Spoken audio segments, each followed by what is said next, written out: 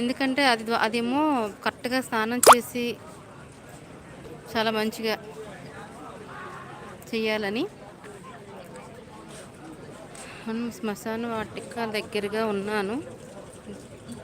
చూస్తూ ఉండండి, ఒకసారి చూస్తూ ఉండండి, వెళ్తున్నాను.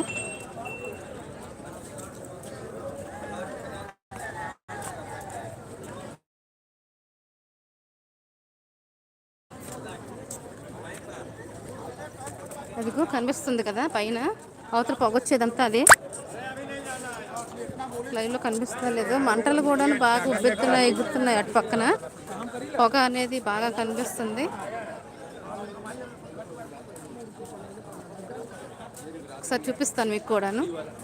ఇదిగో ఇదేమో ఇక్కడ, ఇదే కరెక్ట్గా మణికర్ణిక ఘాట్. ఈ గుడి అనేది ఇలా నీళ్ళల్లో